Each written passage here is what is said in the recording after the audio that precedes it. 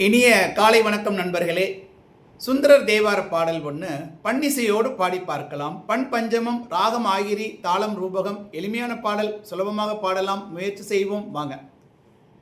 தான் என்னை முன்படைத்தான், அது அறிந்து தன் பொன்னடிக்கே நான் என பாடலந்தோ நாயினேனை பொருட்படுத்து. நான் என பாடல் அந்தோ நாயினேனை பொருட்படுத்து. வானினை வந்தெதிர்கொள்ள, வானினை வந்தெதிர்கொள்ள மத்த யானை அருள் புரிந்து உயிர் வேறு செய்தான் நொடித்தான் மலை உத்தமனே. அது என்னங்க நொடித்தான் மலைன்னு பார்த்தீங்கன்னா, கைலாய மலைக்கு தான் நொடித்தான் மலைன்னு பேர். ராவணன் ஒரு தடவை அந்த மலையை கையோடு எடுத்துகிட்டு போகணும்னு ஆசைப்பட்டப்ப சிவன் வந்து அவனுடைய தோளில் தன்னுடைய கட்டைவிரலை வைத்து அழுத்தி அவனை அதுக்கப்புறம் அவன் பாடி தப்பிச்சு போனான்னு வச்சுங்க.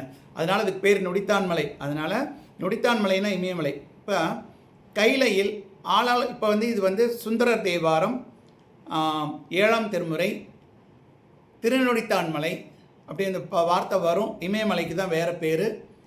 பண் பஞ்சமம், ராகம் ஆகிரி, தாளம் ரூபகம். சரி, அர்த்தம் பார்த்தெல்லாம். கைலையில் இப்போ சுந்தரர் சொல்கிறாருங்க, அவரே சொல்கிற மாதிரி கைலையில் ஆளாள சுந்தரனாக இருந்த பொழுது, அதாவது கைலாயத்தில் ஆளாள சுந்தரனாக இருந்தப்ப நான் செய்த பிழை கண்டு சிவனார் என்னை இம்மண்ணில் பிறப்பெடுக்க செய்தார். அதை நான் புரிஞ்சுக்கிட்டேன். அதனை அறிந்து கொண்ட சுந்தரரான நான் தலங்கள் பல சென்று வேறு வேறு ஊர் கோயில்களுக்கெல்லாம் போய் பாடல்கள் பல பாடி போற்றி பணிந்தேன். அதை பொருட்படுத்தி என்னையும் ஒரு மனுஷனாக நினச்சி அத்தகைய என்னையும் பொருட்படுத்திய சிவனார் என்னை கைலாயத்துக்கு அழைக்கிறாருங்க, மேலுலகத்துக்கு அழைக்கிறார். எப்படி? வானவரை அனுப்பி வெள்ளை யானை மீதேற்றி. எப்பேற்பட்ட விஷயம் பாருங்க. போய் அவன் சொல்கிறார், அவன் தன்னுடைய பரிவாரத்திட்ட சுந்தரரை அழைத்து வா அப்படின்னு ஆணையிடுறார். அவன் உயிருள்ள, எப்படி ஸ்பெஷாலிட்டி பாருங்கள், உயிருள்ள என் உடலோடு தம்மிடத்திற்கு அழைத்து வருமாறு சொன்னார். அவருடைய அருள் திறம் எப்படி, எவ்வளோ நல்ல விஷயம், எவ்வளோ அற்புதமான விஷயம், எவ்வளோ அனுபவிக்க தெரிந்த விஷயம் அப்படின்னு சுந்தரர் தான் அனுபவித்ததை நான் உங்களுடன் பகிர்ந்து கொண்டு நன்றியோடு விடைபெறுகின்றேன்.